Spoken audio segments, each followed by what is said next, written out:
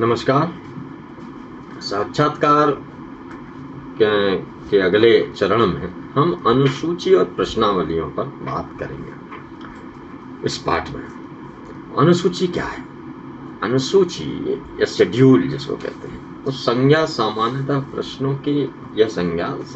प्रश्नों के उस समूह के लिए होती है जो किसी साक्षात्कारकर्ता के द्वारा किसी व्यक्ति के आमने सामने उपस्थित होकर स्वयं पूछे और भरे जाते हैं।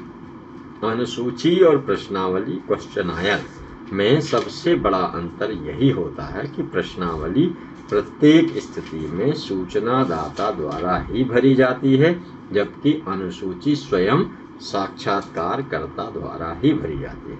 सर्वेक्षण में तथ्यों तथा सूचनाओं के संकलन में अनुसूची का विशेष महत्व होता है।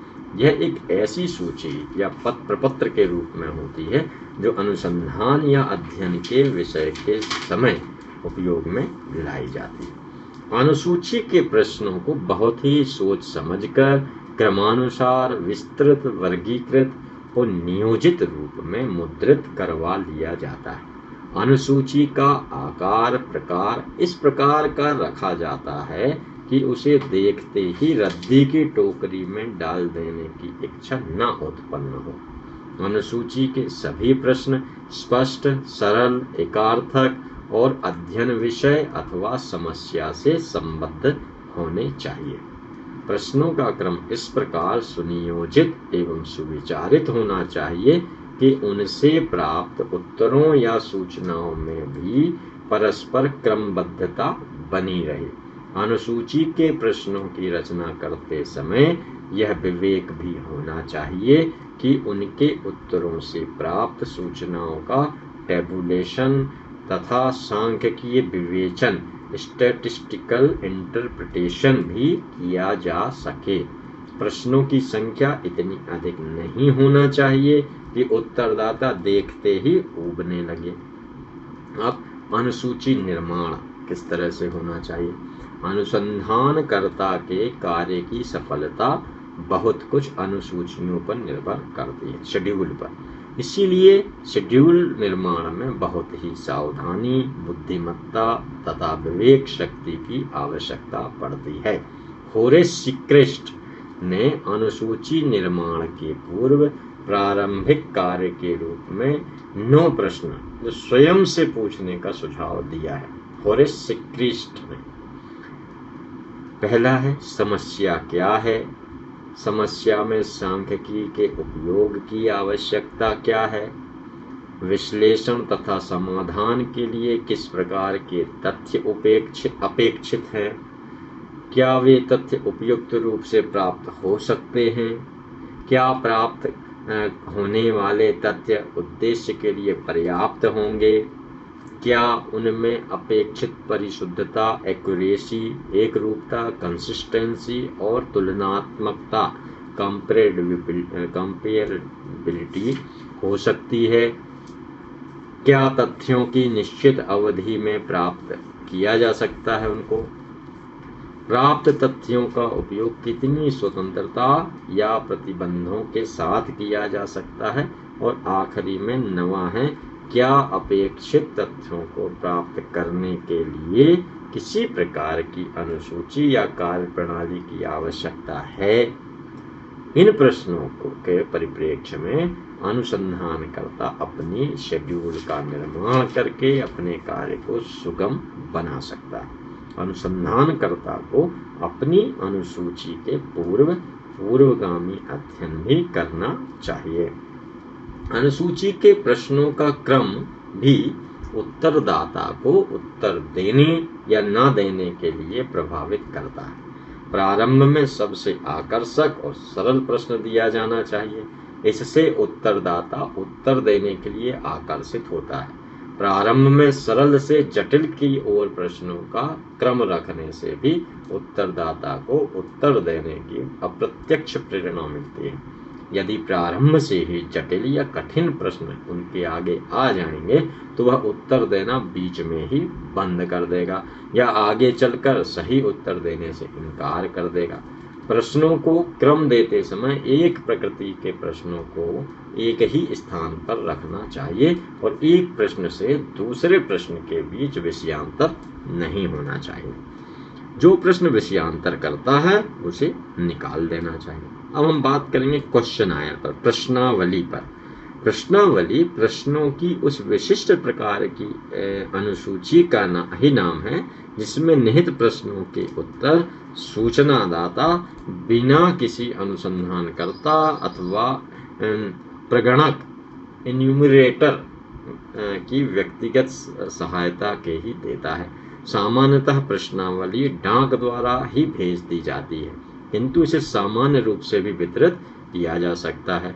इन सभी स्थितियों में प्रश्नावली में निहित प्रश्नों के उत्तर सूचना प्रदान करने वाले के द्वारा ही भरे जाते हैं। अब प्रश्नावली के प्रकार पर बात करेंगे। प्रश्नावली अनेक प्रकार की हो सकती है।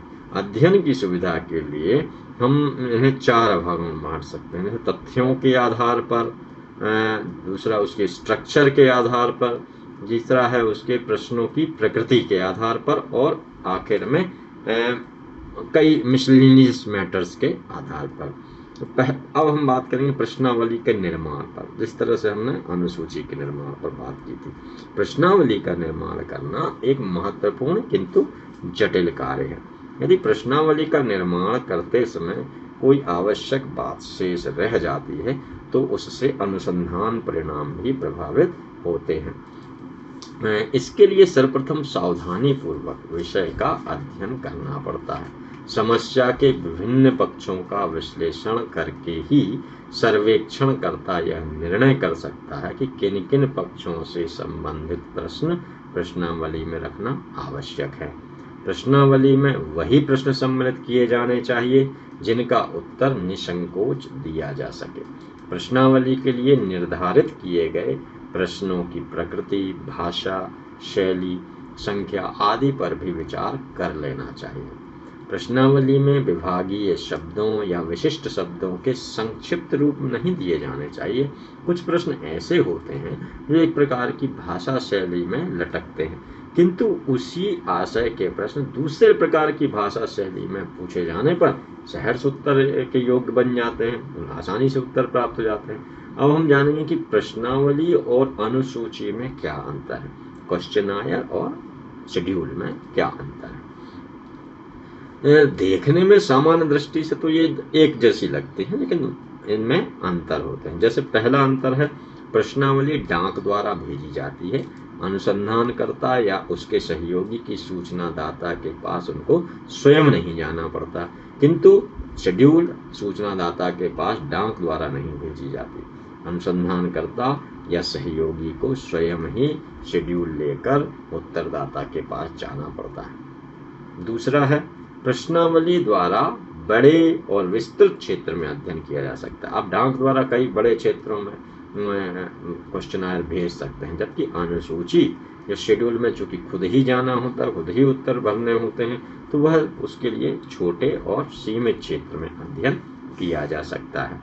तीसरा है, प्रश्नावली डिस्क्रिप्टिव होती है। आप आराम से उसके उत्तर डिस्क्रिप्शन में लिख सकते हैं, जबकि अनुसूची तथ्यात्मक होती है। आपको सामने बैठ के सीधे तथ्य प्राप्त होते हैं।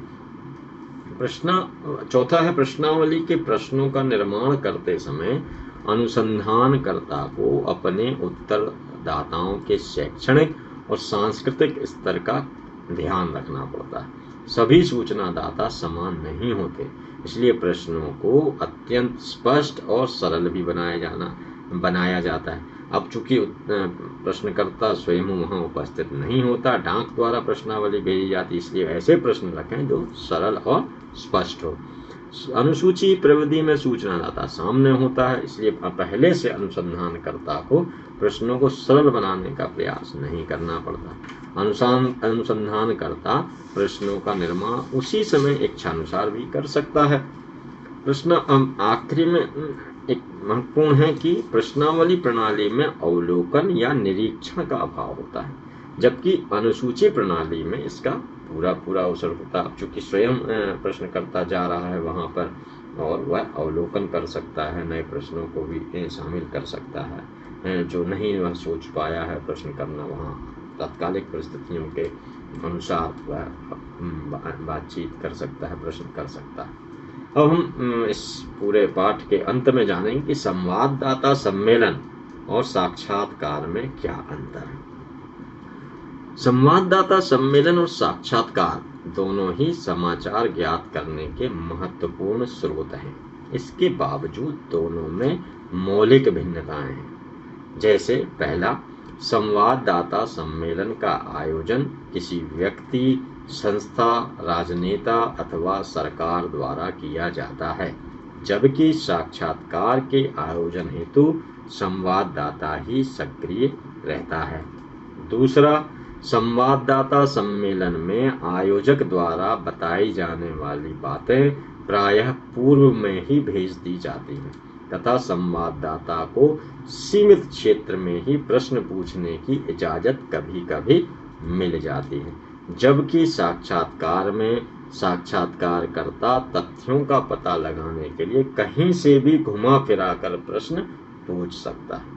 तीसरा अंतर है, साक्षात्कार में पत्रकार साक्षात्कारदाता की सुविधा अनुसार उनसे संपर्क करके साक्षात्कार का दिन, समय तथा स्थान सुनिश्चित करता है तथा नियत समय पर तैयारी के साथ साक्षात्कार हेतु पहुंचता है, जबकि संवाददाता सम्मेलन अल्प समय की सूचना में भी आयोजित हो जाता है। आखिर में साक्षात्कार के द्वारा पत्रकार छिपे हुए अथवा छिपाए जा रहे तथ्यों को प्रकाशित करने का प्रयास करता है, जबकि सम्मेलन में केवल प्राप्त सूचनाओं को ही जांचा परखा जा सकता है। इस प्रकार संवाददाता सम्मेलन और साक्षात्कार दोनों ही पत्रकारों के लिए महत्वपूर्ण हैं, जबकि दोनों का अलग अलग महत्व होता है। पत्रकार को दोनों के लिए कुछ आवश्यक तैयारी करनी होती है। तो इन पाठों में हमने साक्षात्कार, प्रश्नावली, अनुसूची, संवाददाता सम्मेलन और साक्षात्कार में अंतर, इन सब बातों पर बातचीत करी। अगले पाठ के साथ आपसे फिर मुलाकात होगी।